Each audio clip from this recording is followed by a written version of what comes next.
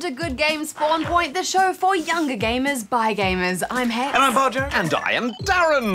My capacitors can hardly believe it, but this is the penultimate episode of Spawn Point for 2012. Pen whatty what? Penultimate. It means our second last episode for the year. And I can't believe it either, Darren. This year has just been a blur of games. And good times, Hex. Well, save those tears until next week, guys, because this week we're going to have a look at Professor Layton and the Miracle Mask. It's amazing, Professor. Yes, it is. Some people even call it the City of Miracles. Oh, I heard another important game developer is in town. That's right, Darren. Warren Spector, the creator of Epic Mickey, is coming into the Den of Gaming today to chat to us about his new game. Well, Darren, you better be on your best behaviour. And, you know, he'll be here soon, so why don't we review Epic Mickey 2 right now? Great idea. Affirmative. The mouse faced many challenges and choices. That heroic mouse Mickey put things to right in Wasteland after the Mad Doctor's destructive chaos, but now a bunch of earthquakes have caused some serious paint thinner damage to the land. Oswald, the lucky rabbit, and his girlfriend Hortensia are struggling to keep things together, when suddenly the Mad Doctor returns. Friends, friends, friends, I stand before you a changed man. I've seen the error of my ways, and now I've got a plan. Hang on a second, Hex. Didn't that Mad Doctor blow up in the last game? Yeah, I thought he did too, but look, anyway, he's back, and he claims to have changed his ways. Oh, I love that Mad Doctor. Just like me, he loves to sing. Help me, help you. There's a world I'm here to save. Help me find someone with a heart so true and brave. And being a Disney production, it's very slick and polished as well. But what's really great about it is they've gone back to Disney's roots and used vintage art styles and original characters that many Spawnlings may never have seen before. They still hold up though, don't they? That romance between Oswald and Hortensia is so cute, and Oswald makes for the perfect co-op companion. Worried that the Doctor might not hold up his end of the bargain, Oswald calls Mickey back to Wasteland to battle foes and paint the world back to its former glory. Oswald and Mickey together, which means you can play it with a friend. Yes, the power of two means you can play this game with co-op, but it's only offline, only split screen. There's no online co-op, and I find that very disappointing. Split screen in co-op adventure games can often feel quite restrictive and tricky to maneuver if it's not handled correctly, and I think that's true of Epic Mickey. If you decide to go solo though, Oswald sticks around as an AI companion to help you with all your puzzling. You'll have to redirect the current to get this thing operating again. Yes, while Mickey can paint objects back into the environment or use thinner to remove them, Oswald has a remote-controlled electrical bolt that he can use to stun enemies and activate switches. Look, it's not the most useful tool really, but it does come in handy occasionally. One thing I'm glad they improved here was the camera. It was frustrating and a little awkward in the first game, but here you barely have to adjust it at all. I was also glad the characters now speak. Yes, it makes for a much more engaging story, doesn't it? Hey there, pallies. Before you celebrate too much, you better get a load of this. But let's talk about the gameplay. You'll paint your way through various locations throughout Wasteland, and your thinner will allow you access sometimes to certain secret areas, which is cool. But while the tutorials show you all these cool and interesting ways to use these painting tools, when it comes down to it in the actual game, you rarely use it for anything more than just filling in the blanks. Yeah, it is a cool mechanic, but it's very underused, isn't it? I really liked it when you used a combination of paint and thinner to create platforms to jump across. I wish we could have seen more of that, and given this is a sequel, I expected them to explore these ideas a bit further. I did quite enjoy that epic multi-stage dragon fight though. What an intense battle. Using paint as a weapon is handled relatively well, I think. Some enemies drop globs of thinner you have to steer clear of, and my favourite were those robots that have little creatures inside that you can turn friendly by painting them. Darren, if we painted you, would you become friendlier? Negative. No one's painting me. I'm already the perfect shade of metallic brilliance. What's the name of your particular shade of metallic brilliance, Darren? Oh, it's called Platinum Mist. Another thing I wasn't really sold on was that weird fairy sketch device. What a gimmick! I mean, after that initial level where you have to use it to fix a pump, I barely touched it. Yeah, it's such a shame because there are some really interesting ideas in this game, but they're all just a little undercooked. For the completists, there's some enjoyment to be had by collecting Disney pins and materials that you can trade for useful items. But mostly you're in for a relatively standard co-op adventure that you can play with a friend or a family member on the couch. I mostly play this game on my own, and I found the AI controlling Oswald to be a little noobish. Often he'd get stuck in corners or get left behind, and sometimes I couldn't get the cooperative maneuvers to work correctly, like getting him to catch me for a glide across the map. Don't worry about it. Yeah, I had issues with that too, Darren. Where I thought this game really shined was in all its little in-between moments.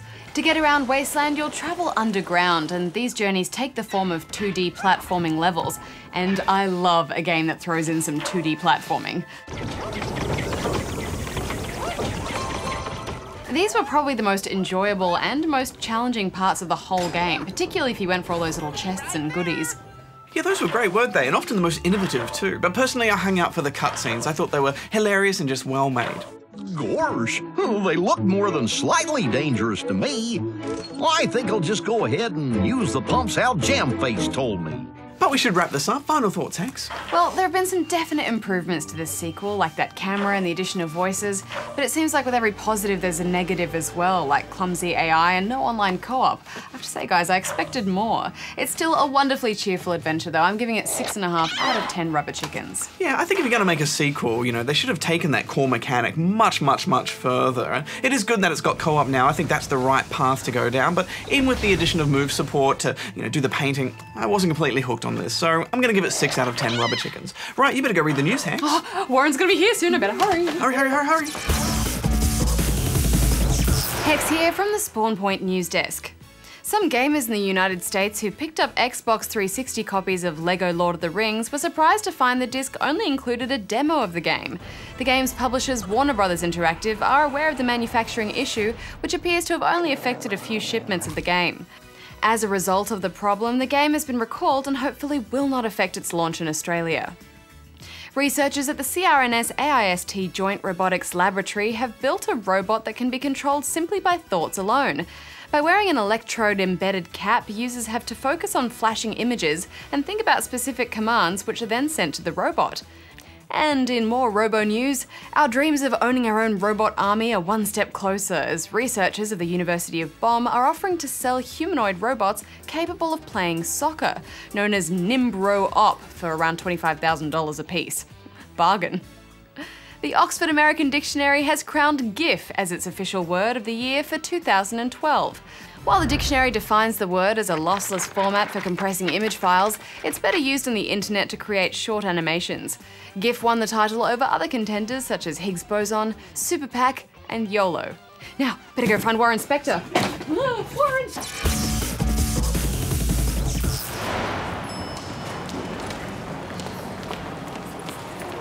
Is he here yet? Doesn't look like it. Maybe he's running late. Well, game devs are very busy people, so I'm sure he'll be here soon. Welcome to the studio, Warren. Take a seat.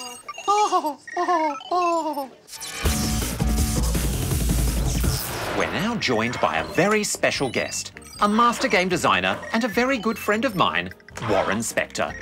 How are you, Warren? I'm doing very well, Darren. It's great to see you. Are you getting enough oxygen? I don't require much, but what I have is perfectly adequate. Excellent, excellent. Now, can you tell me what it's like to make a game with Mickey Mouse in it?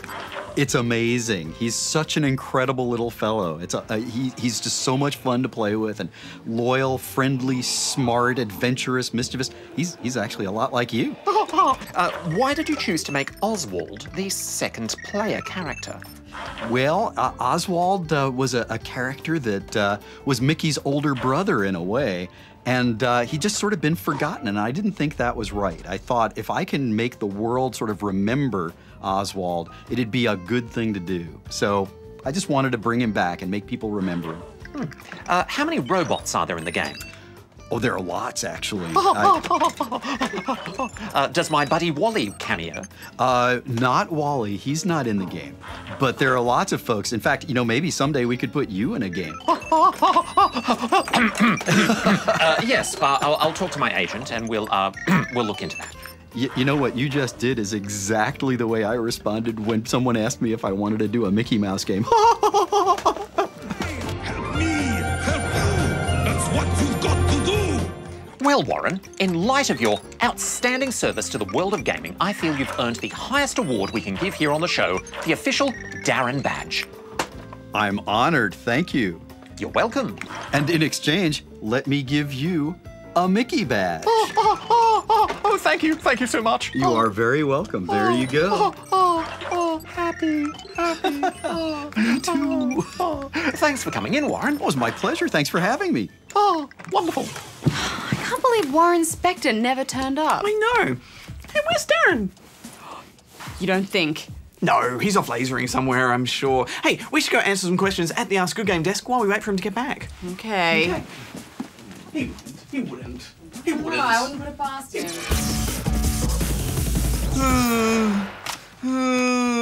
Heck.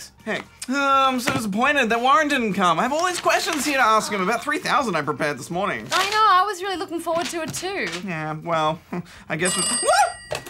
Bajo speaking. Hello, Bajo, it's Darren. Hi, Darren, how are you? I was just ringing to say that my Darren. interview with Warren Spector went fabulously.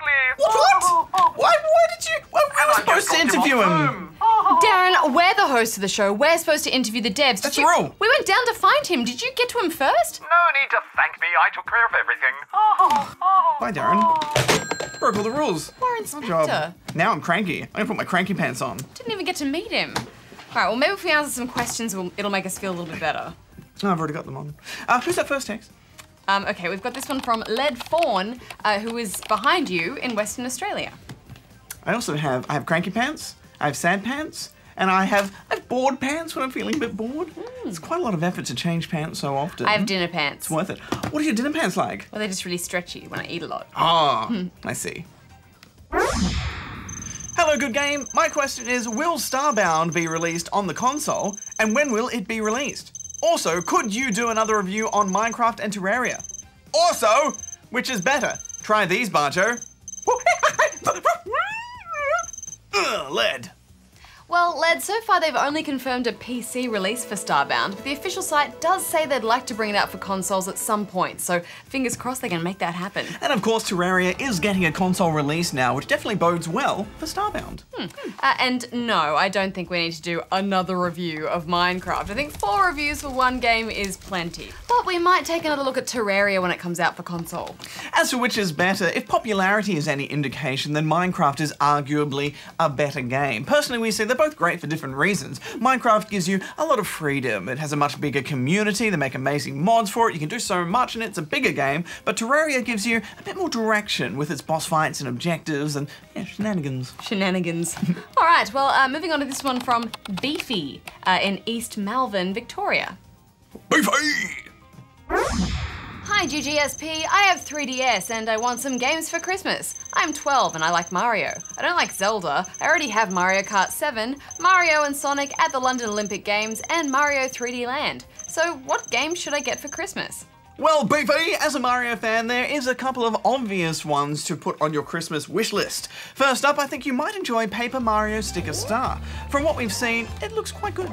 And of course, the new Super Mario Bros. 2, which is a solid take on classic 2D Mario platforming. But speaking of classics, you might also like to try and track down a version of Super Mario 64 DS.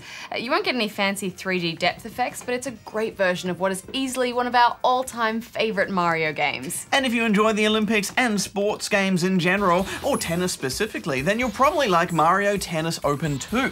Well, I know if I got any of those for Christmas, I'd be a happy camper. So let's move right along to this one now from Miranda, who is above you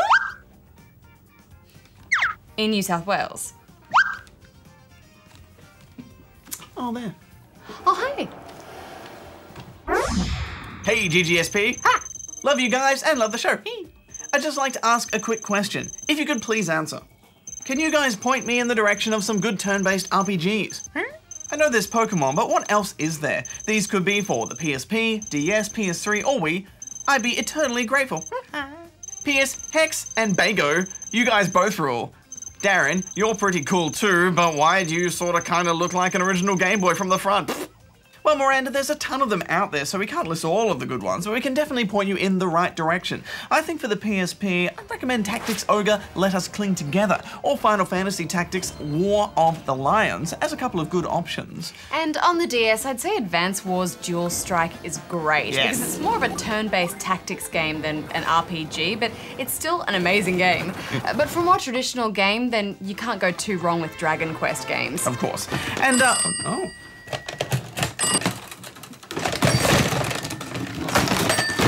Why can't you just answer the phone normally, like a normal person? Cable was just stuck. Barjo speaking! Don't forget Fire Emblem. Hi, Darren. Yeah, Darren wants to talk about Fire Emblem. It's an excellent turn-based RPG for the DS, which involves character customization as well as rigorous turn-based combat. Right. Well, thanks for cheering that up. Hey, Darren, why we've got you? You do look a bit like an original Game Boy. What's that about? You did. From the front, you Yeah. kind of look like an original got a Game screen. Boy. Spawning just pointed that out, and it's Yeah. totally true. And you're really old. Wouldn't you say so? Common misconception. You see, I was actually a bit of a big deal in the J-pop scene back in the late 80s with my band Darren's Funkomatic Noob Blasting Robo Spectacular. I can only assume that gaming legend Gunpei Yokoi, who designed the Game Boy, must have been a fan of mine and was inspired by my sleek, smooth lines and my modern design. Oh, that is interesting. Thanks for clearing that up, Darren. Okay, bye. Okay. Oh, wait, Darren, you still there? You still there, Darren? I'm here. I'm still cranky at you. Are you wearing your cranky pants? Yes, I am. Too bad you don't have a pair of smarty pants. Oh! Because you could use those. Because he's saying you're not smart. You'd need to have special pants to make you... Nice. Okay, moving on to this one from Stephen, Knight of the Wind, in Avalon, outside Australia. Are you being a Knight of the Wind? I am being a Knight of the Wind. Hello. How can you delete or uninstall Steam games? Because I've lost quite a bit of memory. I used Revo uninstall, but there must be a proper way to do it. Please help. Oh. Well, Stephen, you don't need to be using any fancy programs to uninstall Steam games. The easiest way with Steam is to simply right-click on the game you want to uninstall in your game library, and then click the option to delete local content. This will remove the files from your computer and free up some space. Simple. Okay, moving on to this one from Bugsplat123, who is in Korumburra? Korumburra? In Victoria. Hello, Good Game Spawn Point. I was just wondering if you have any news on any new Burnout games. The latest game I know of is Burnout Paradise. Thanks. P.S. Bajo and Hex is awesome, and Darren should get an upgrade because he is an ultra mega noob. Please tell him that. Well, Bugsplat, we do have some good news about a new Burnout game. It's not much, but Burnout developers Criterion have confirmed recently that they will, at some point, be making a new Burnout game. They didn't say anything else though, so other than that, we know nothing. But of course, the same developers have also just released Need for Speed Most Wanted, which is a lot like Burnout Paradise with its high-speed, destructive, open-world racing. It also has cops and real-life cars, which Burnout games so far have never had.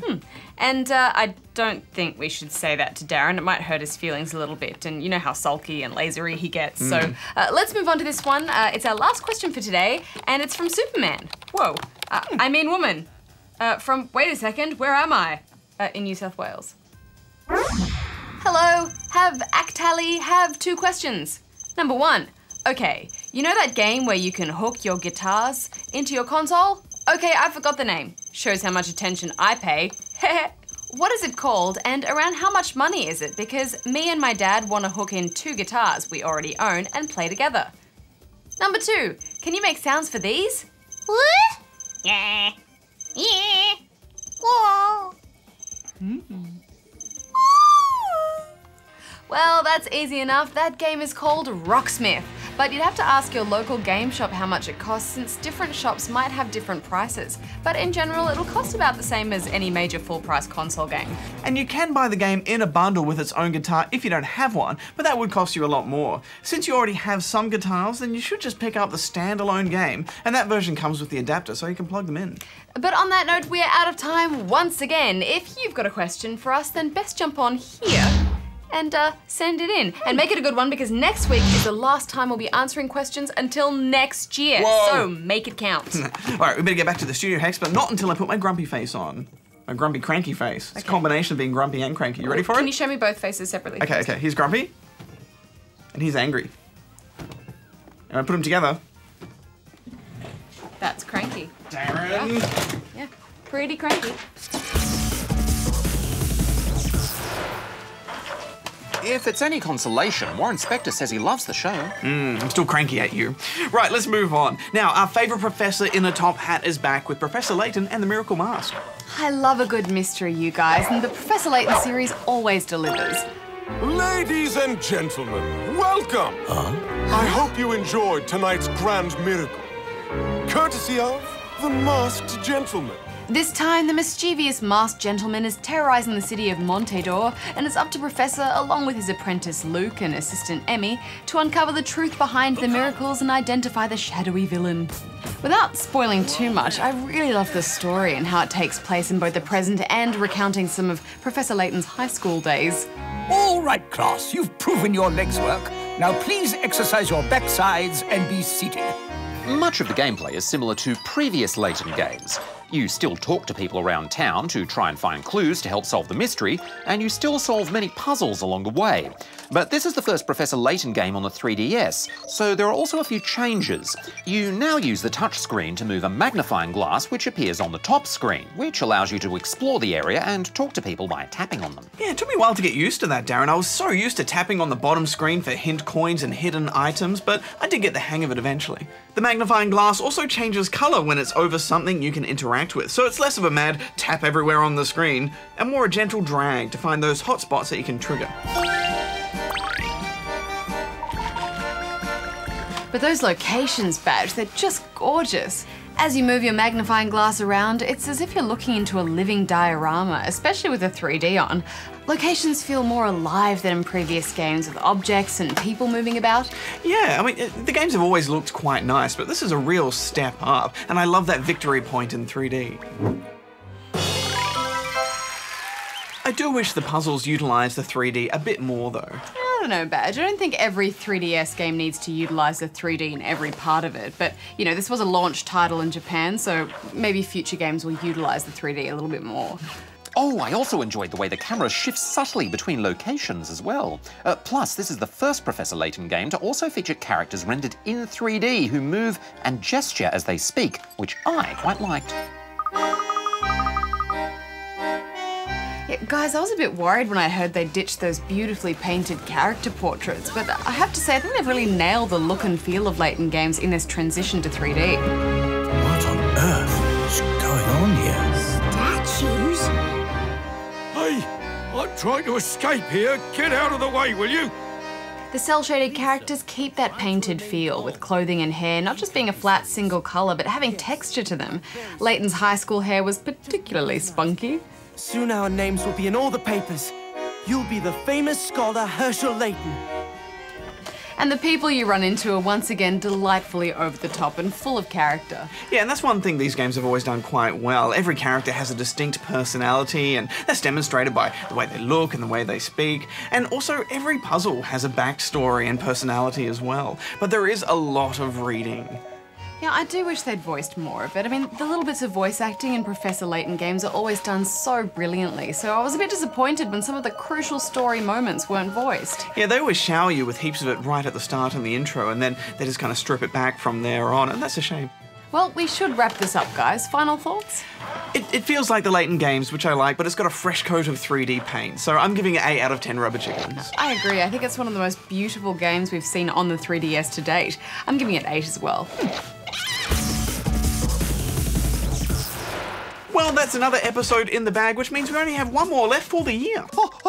So are we going to plan an extravaganza for our last episode? Maybe I could get my Ziggy Stardust outfit again and we can marathon SingStar! I've got the moves like Jagger. Okay, Darren, we'll talk about that later, I think. Next week on the show, we're going to review the Avengers game.